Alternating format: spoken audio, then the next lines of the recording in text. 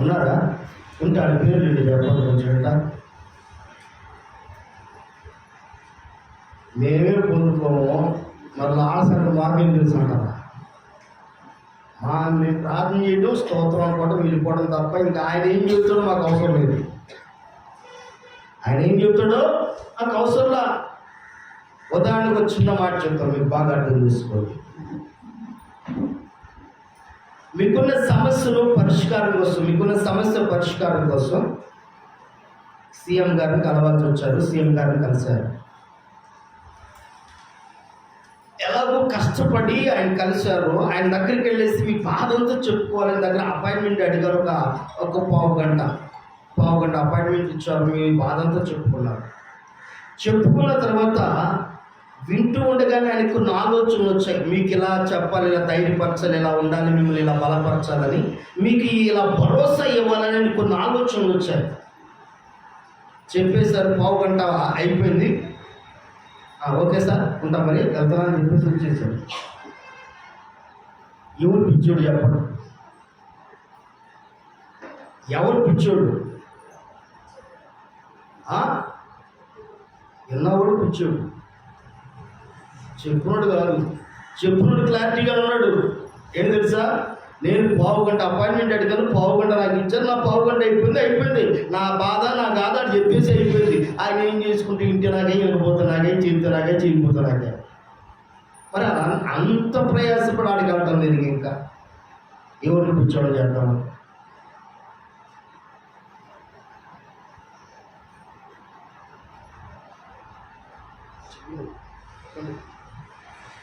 కానీ గమనించండి, రోజుల తరబడి ప్రభు సన్నిధిలో ప్రార్థిస్తున్నవే, ఈరోజు ప్రార్థనకి ఈరోజు నీకు జాబ్ నీ దగ్గర దొరుకుతుందా? దొరకకపోతే నువ్వేం చేస్తున్నా? ఎవరిని పిచ్చోడం చేయాలనుకుంటున్నావు? ఎవరిని విరోధం చేస్తున్నా? అంటే నీకున్నంత టైము ప్రభుత్వం గడపడానికి అసలు లేదు. ఆయనకి అపాయింట్మెంట్ ఇస్తున్నావు. ఆయనకి 2 hours నీతో గడుపుతాను, అంతకంటే ఎక్కువ గడపను అని ఆయనకి ఇస్తున్నావు. ఆ 2 hours తర్వాత ఒక 5 నిమిషాలు ఆయన నీతో మాట్లాడాలనుకుంటే అంతే, అస్సలు కుదరదు.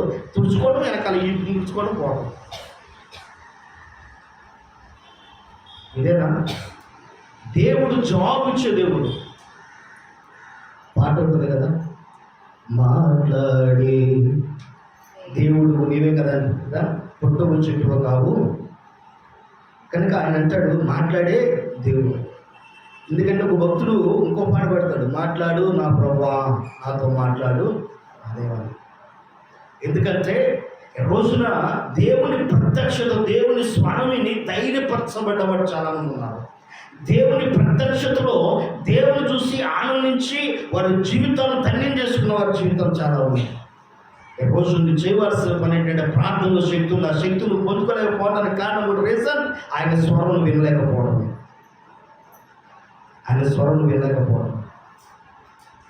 ఈరోజు ఆయన స్వరాన్ని వినగలిగితే ఆయన శక్తులను సంపాదిస్తావు.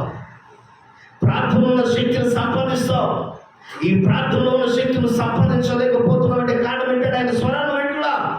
నీ పనితో నువ్వు గడుపుకుంటున్నావు, నీ అవసరం వద్ద నువ్వు వెళుతున్నావు, వచ్చేస్తున్నావు. ఆయన ఏం మాట్లాడుతున్నాడు, ఏం చెప్తున్నాడు? ఈరోజు నువ్వు కష్టంతో కన్నీటితో ప్రభు పాదాలకు వచ్చుకున్నప్పుడు, దేవుని దగ్గరకు వచ్చినప్పుడు, దేవుని సన్నిధిలో కన్నీరు కారుస్తున్నప్పుడు ఆయన నీతో ఏం చెప్పాలనుకుంటున్నాడో అది మాత్రం నువ్వు వింటున్నా. అలాంటప్పుడు శక్తి ఎలా వచ్చింది, బలం ఎలా వచ్చింది, ధైర్యం ఎలా వచ్చింది? కృంగిపోతున్న ఒక వ్యక్తికి వెనక మన భరోసా నుంచి మరి అని చెప్పేసి ఒక మాట నీకు కినపడితే ఎలా ఉంటుంది? భయపడకు, నేను తోడుకున్నాను ఒక మాట చెప్పాడు దేవుడు, చాలా అని గొప్ప ధైర్యం ఉంటుంది. ఆ రోజు నా బాధ కృంగిపోతున్నా. ఎలా కృంగిపోతున్నానంటే తెనాలిలో స్థలం కొన్నా. దగ్గర 4.5 లక్షలు పెట్టి స్థలం కొన్న తర్వాత డబ్బులేమి లేవు. మా అమ్మ మా నాన్న పొలం కోస్తామని వెళ్ళి ఈ లోపే ఎక్కడైనా వడ్డీకి తీసుకుని ముందు స్థలం కొనేస్తారా, బేరం ఇచ్చేస్తారని వాడి తొందర పెడితే వేరే వాళ్ళ దగ్గరికి వెళ్ళి ₹2 ఇంటికి 2 లక్షల రూపాయలు తీసుకొచ్చేసి ఆ డబ్బులు కట్టేశారు. ఆ డబ్బులు కట్టేసి ఆయన దగ్గర అగ్రిమెంట్ రాపించుకున్నా. అమ్మడు పొలం అమ్ముకు వస్తామని వెళ్ళిన వాళ్ళు ఏం చేసి మళ్ళీ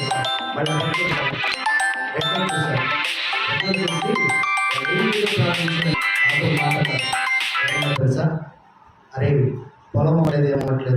నీ తెప్ప నువ్వు పడిపో అన్నాను. 2 లక్షల రూపాయలు తీసుకొచ్చాడు. కట్టిన తర్వాత స్థలం గల ఆయన ఏం చేశాడు తెలుసా?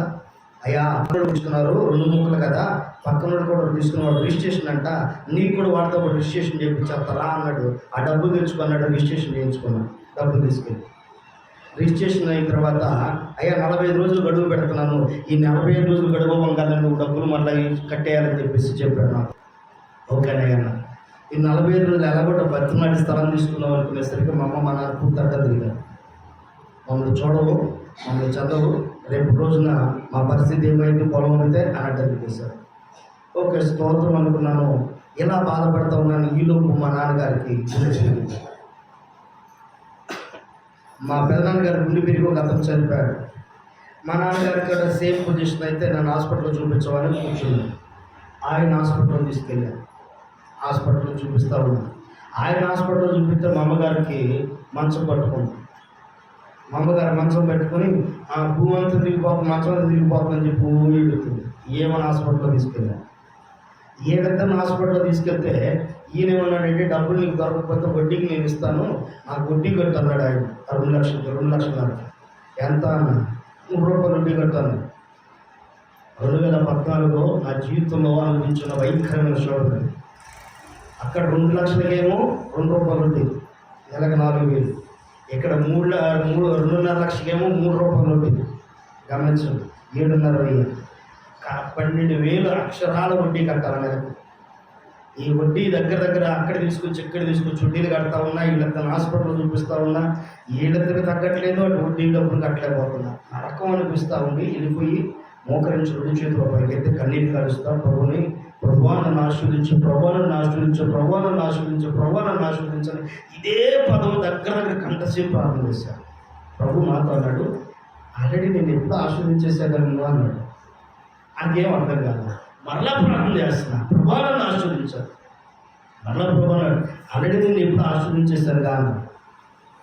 గమనించండి, ఎలాంటి ఇంట్లో ఉండి ప్రార్థన చేస్తుందని తెలుసా? కళ్ళు మూసుకొని ఒక లీజుకి ఒక నేల తీసుకునే ఇంట్లో తాటేకులతో ఇల్లు వేసాం. ఆ ఇల్లు వేసిన తర్వాత తాటేకులతో వేసిన ఇంట్లో మేము ఒక పక్క పార్టీషన్ చేసుకుని మేము అద్దెకుంటున్నాం. ఇప్పుడున్న మందిరమే, తెనాలి ఇప్పుడున్న మందిరానికి పార్టీషన్ చేసుకుని పక్క అద్దెకుంటున్నాం, ఒక పక్క మందిరం పెడుతున్నాం. అది చాలకపోయేసరికి మేము అద్దెకి వెళ్ళిపోయాం అలా వచ్చేసి. అయితే అలా మేము ఒక పక్క పార్టీషన్ చేసుకుంటున్న టైంలో మాకు ఒక పాస్టర్ కుక్క పిల్లలు ఇచ్చాడు. ఆయన ప్రభువును నిద్రించాడు. అంగళగురు పాస్టర్ గారు కుక్క పిల్లలు ఒకటి, బాబా కుక్క పిల్లలు తీసుకెళ్తాం అన్నాడు. ప్రార్థన చేసుకుని బాబా తెచ్చుకోమంటావా, తెచ్చుకో అన్నాడు. కుక్క పిల్లలు తీసుకొచ్చాడు. అది తీసుకొచ్చిన 3 రోజులు కుక్క పిల్లలు బయట కట్టేస్తే ఒక ట్రాన్స్ఫార్మ్ పిల్లలు ఎంత ఉంటాయి.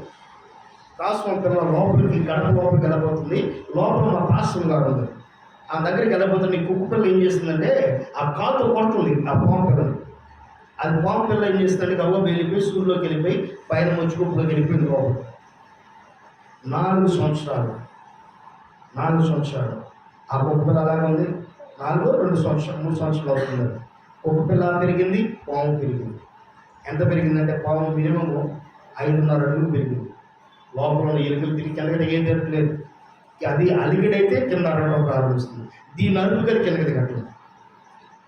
2 సంవత్సరాలు అలాగే ఉన్నాం. నేను మా ఫ్యామిలీ అంతా అలాగే ఉన్నాము. ఆ తర్వాత ఆడికి వెళ్తే ఆరాధన చేస్తున్నప్పుడు మా విశ్వాసులు కూడా చాలామంది ఆ టైంలో తగ్గిపోయారు. ఒక రోజు ఇలా పైకి వచ్చింది, ఇలా తలపై ఆరాధన చేశారు. ఒక సేవకులు గుడికి పెడితే దగ్గర 70 మంది అక్కడ వచ్చారు. అందరూ అయిపోయింది. ఆ గుడిగా లాస్ట్లో మధ్యాహ్నం పూట లంచ్ వదలంటే సెకండ్ సెక్షన్ ఉంది. ఈలోపు మా కుక్క పిల్ల అరవడం ప్రారంభించింది. అది అరుస్తూ ఉండగా నాకు అర్థమైపోయింది, ఓహో ఇది స్టార్ట్ అయినట్టు ఉంది అనుకుంది. ఎందుకంటే కింద అది అరవటం, ఇది బయట తిరగడానికి అది తిరుగుడు సెక్షన్ స్టార్ట్ చేస్తున్నట్టు ఇది అరిస్తుంది అనమాట. అది అరిస్తే అది కిందకి రాదు. ఇక సూర్యులోనే మాట్లాడబడి అట్లా తిరుగుతూ ఉంటుంది. అలా అల్లికిడికి స్టార్ట్ అయ్యి అప్పుడు అర్థమైంది. ఇక అది ఏం చేస్తుంది తెలుసా? బయటకు వచ్చి నా తల దగ్గర పైన ఇలా ఉందంట, ముందుకు వచ్చిందంట. ఇలా ముందుకు వచ్చేయగానే వేరే వాడు చూసేసి వెంటనే అమ్మో రే చూడరా అని చెప్పేసి వాళ్ళు లంచ్ టైంకి ఒకరు కూడా కనపడతారు. పాస్ గారు పెడితే బయట పెట్టండి బాబు కూర్చోమంటున్నారు. ఏంట్రా బాబు అంటే నీకు అలవాటేమో మాకు అలవాటు లేదు పాస్ గారు అన్నారు. అలా 4 సంవత్సరాలు ఆ బాంబుతో అలా గడిపిన ప్రదేశంలోకి వెళ్ళి ముందు చేతులు పైకెత్తి కళ్ళు మూసుకుని తలుపు వేసేసుకొని ప్రార్థన చేయడం ప్రారంభించాను. ప్రార్థన చేస్తున్నప్పుడు ప్రభు నాతో మాట్లాడిన ఒక గొప్ప మాట ఏమిటంటే, అప్పుడు రాసుకున్న బాధ్యత ఒక చాలయ్య చాలు నీ కృప నాకు చాలు, మేలయ్య మేలు నా జీవితానికి, చాలయ్య చాలు నీ కృప నాకు చాలు, మేలయ్య మేలు నా జీవితానికి. దయా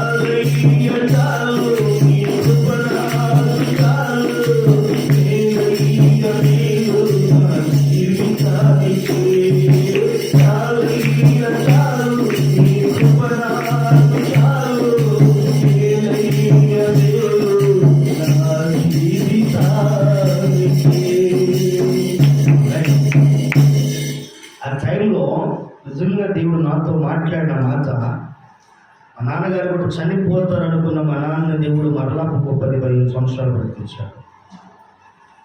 ఎందుకంటే బాగా భయపడిపోయాడు. మా అమ్మగారి పరిస్థితి, నా అప్పుల పరిస్థితి ఏమవుతాయో అనుకుంటాను. నా జీవితంలో దేవుడు మరలా టర్న్ చేయడం ప్రారంభించాడు. రోజు ఆయన స్వరం వినగలిగితే చాలు, ఆయన మాట వినగలిగితే చాలు, బలం వచ్చింది. ఎన్ని సమస్యలు ఉన్నాయి, ఎన్ని కష్టాలు ఉన్నాయి, ప్రభు నేను ధైర్యపరిచి ఒక్క మాట మీతో మాట్లాడుతున్నాను. ఆ సమస్యలే నీకు సమస్యలుగా అనిపించాను. అది శక్తి. ఆ శక్తి నువ్వు సంపాదించుకోవాలి. ఏదో ఆదివారం పూట మందిరానికి వస్తున్నాము, ప్రార్థన చేస్తున్నాము, అయిపోయింది వెళ్ళిపోతున్నా అన్న ఆలోచన పొందదు. దీని బిడ్డలు గమనించింది. దెయ్యాలు మాట్లాడి అనే ఆలోచన చేస్తారు చాలామంది. దేవుడు మాట్లాడు, దెయ్యం మాట్లాడింది అంటాడు. ఆ పనికి మనోడికి ఏం తెలుసు దెయ్యం మాట్లాడిందో దేవుడు మాట్లాడాడు. దేవుని స్వరం కదా దెయ్యం స్వరం అంటాడు చాలామంది. వినేవాడికి తెలిసి తిన్నవాడికి రుచి తెలుసు అన్నాడు దేవుడు. యెహోవా ఉత్తముడని తిన్నవాడికి తెలిసి రుచి, తినవాడికి ఏం తెలిసింది? ఏమండి, వంట వండారు, మంచిగా భుజిస్తున్నారు, బాగుంది. కానీ తిననోడు ఏం చేస్తాడే, దాంట్లో ఉప్పు సాలా, దాంట్లో కారం సాలా అంటాడు. ఎందుకు? నేను వాసన చూసి అంటాడు. వాసన చూసేవాడికి ఏం తెలుసు? కొన్నిసార్లు నీ ముక్కులు నేను మోసం చేస్తాను. చాలామంది వాసన చూసి రుచి చెప్తారు, తప్పలేదు. కానీ దానిలో రుచి పొందిన తర్వాత కూడా దాన్ని రుచి తెలిసేది. అలాగే దినాల దేవుని వాక్యం నుంచి మా ప్రియ సోదరుడా, ఒకటి మొట్టమొదటిగా నీ జీవితంలో ఏమైనా తెలుసా? దేవుని స్వరాన్ని. యాకోబు దేవుని స్వరాన్ని విన్నాడు. ఎప్పటిదాకా పెనుకలాడాడంట, రాత్రంతా పెనుకలాడాడంట. అయ్యా నన్ను ఆస్వాదించు. దేవుడు నిన్ను ఆస్వాదిస్తాను యాకోబు, నిన్ను ఆస్వాదించాను అని చెప్పేదాన్ని విడిచిపెట్టలా. మరి నువ్వు ఎట్లా ప్రార్థన చేస్తున్నావు? పెనుగులాట నీలో నుంచి బయటకు రావాలి. ఓ ప్రార్థన పెనుగులాట రావాలి బయటికి. పండుగ టైంలో బట్టలు తాగకపోతే భార్య భర్త మీద ఎలా పెనుగులాడిందో, తల్లిదండ్రుల మీద బిడ్డలు ఎలా పెనుగులాడతారో, అవసరానికి ఉపయోగపడకపోతే బిడ్డల మీద తల్లిదండ్రులు ఎలా పెనుగులాడతారు, ఇరుగు పొరుగువారి మీద ఎలా పెనుగులాడతారో, స్నేహితుల మీద ఎలా పెనుగులాడతారో, వాళ్ళు ఇచ్చేదాకా ఊరుకోకుండా ఎలా పెనుగులాడతారో, అలాగే దేవుని సందులో నువ్వు కూడా పెనుగులాట రావాలి బయట. ఆయన స్వరమును వినేదాకా పెనుగులాట నీలోంచి బయటకు రావాలి. ఆ పెనుగులాట వస్తే అప్పుడు దేవుడు నిన్ను ఒక బ్లెస్సింగ్ లైఫ్ ఇస్తాడు, నీకు ఉన్నతమైన స్థానం ఇస్తాడు. ఆమేన్. కనుక దయచేసి గమనించండి. రెండవది అక్కడ చెప్తున్న మాట ఏంటంటే, శ్రమలో నేను అతనికి తోడైండెదను అంటున్నాడు. ఏంటంట? దేవుడు ఎలా ఉంటాడంట? తోడుగా ఉంచాడంట. నువ్వు మొరపెడితే నీ ప్రార్థనలో దేవుడు నీ ప్రార్థన నిజంగా ఆలకించడం లేదు ఎప్పుడు నీకు తెలుస్తుందంటే, ఆయన నీకు తోడుగా ఉన్నాడన్న సందర్భంలో నీకు తెలుస్తుంది. ఆయన నీకు తోడుగా ఉన్నాడనే సందర్భం తెలుస్తుంది. నాకు దేవుడు తోడుగా ఎలా ఉన్నాడు అని నువ్వు అనుకోవచ్చు. నీ ఎదురుగా అపాయాలు జరగవచ్చు. నీ పక్కన 10,000 మంది కూలినాను, ఇప్పుడు పక్కన 1,000 మంది కూలినాను, నీకు ఏ అపాయమో కలుగుదంటే అర్థం ఏంటి? నేను నీకు తోడుగా ఉన్నాను. వెళ్ళే మార్గాల్లో నీకు తోడుగా ఉన్నాను. నువ్వు చేసే పనుల్లో నీకు తోడుగా ఉన్నాను. నువ్వు నడిచే నడకలో నీకు తోడుగా ఉన్నాను. రోజున నిశ్చయముగా నీ ప్రార్థన శక్తివంతంగా మారుతుంది. మారాలి. ఎల్లకాలం ఇలాంటి ప్రార్థన చేయమాకండి. నీ వరకు నువ్వు మాట్లాడుకుని వెళ్ళిపోయి మోగ జీవిలా ప్రార్థన చేయమాకండి. వినటం నేర్చుకో. చెవిగలవాడు ఏం చేయాలంట? వినాలి. అంటే నువ్వు ఏం లేవు, నీకు వినే చెవులు లేవు. మాట్లాడే నోరు ఉంది కానీ నేటి కాలంలో క్రైస్తవ సంఘానికి మాట్లాడే నోరు ఉంది కానీ వినే చెవులు కనపడట్లా. చాలా మంది ట్రోల్ చేస్తారండి, చేసుకొని వాళ్ళు చేసే ట్రోలింగ్ నీకు ఎందుకో.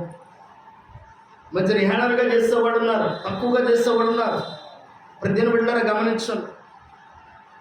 ఒకనొక టైంలో అక్కడున్న వాతావరణం, అక్కడున్న సిచ్యువేషన్ బట్టి అలా జరగాల్సి వచ్చింది. ఇప్పుడున్న వాతావరణం, ఇప్పుడున్న పరిస్థితులు బట్టి ఇలా ఉండాల్సి వచ్చింది అన్నది గ్రహింపు రాట్లా.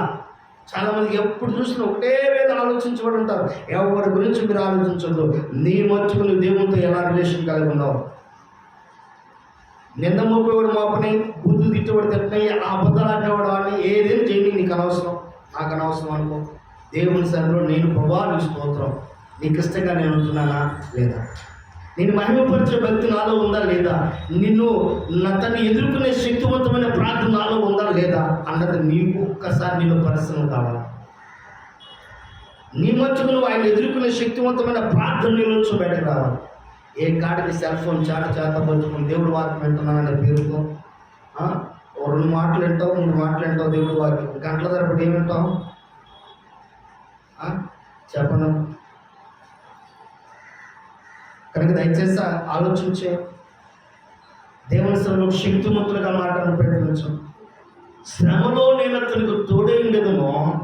3వ మాట అంటున్నాడు, అతను విడిపించి అతను ఏం చేస్తాడా? గొప్ప చేస్తాడంట. అంటే నువ్వు ప్రార్థన చేస్తే 3 కార్యాలు దేవుని పట్ల చేయబోతున్నాడు. కానీ ప్రార్థన దేవుని స్వరాన్ని వినాలి. నిన్ను విడిపించి నిన్ను గొప్ప చేస్తాడంట. చెరసాల్లో ఉన్న పేతురును విడిపించాడు, పౌలు సేవలు విడిపించాడు. అప్రియ సహోదరుడా, బంధకాల్లో ఉన్న అనేకులను విడిపించాడు. అగ్నిగుండంలో ఉన్న షడ్డకు మెషిన్లు విడిపించాడు. సింహాల గుహలో ఉన్న దానియేలు విడిపించాడు. నేను అనుకుంటున్నాను ఎక్కువ శాతం బాధపడుతూ ప్రభుత్వంలో బాధపడుతూ ప్రార్థించే విషయం ఏంటంటే, అలనాడు దినాల్లో మా తాతలు మీసాలకు సంపంగం రాశారు, ఇప్పుడు మాకేం లేదన్నటువంటి పరిస్థితి అనిపిస్తుంది. అలనాడు దినాల్లో ప్రార్థిస్తే మంట పుట్టుకొచ్చేది. నిజమండి. ఈ రోజున మచ్చులు కూడా కనపడతలేదు ఆ మంట. ఆత్మీయత మచ్చుకు కూడా కనబడట్లేదు. గమనించండి, దెయ్యాలు పెట్టిన వాళ్ళు టచ్ చేయకుండానే ఒళ్ళంతా వేడి పుట్టుకొచ్చి కాలిపోతున్న మేము ఉండము అని చెప్పి విలవలాడి వెళ్ళిపోయిన పరిస్థితులు అప్పుడు ప్రార్థన రూపం. పరిస్థితులు ఏం చేస్తుంది తెలుసా? బలహీనపరుస్తూ ఉన్నాయి. విశ్వాసంలో పరిస్థితులు బలహీనపరుస్తున్నాయి, సేవకుల పరిస్థితులు బలహీనపరుస్తున్నాయి.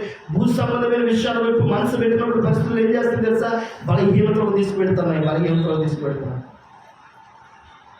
రోజుకొకసారి ఆలోచించారు. దేవుడు నిన్ను ప్రేమించి నీకు ఒక మంచి శక్తివంతమైన జీవితాన్ని ఇవ్వాలనుకున్నాడు. అది ఒక ప్రార్థన ద్వారా.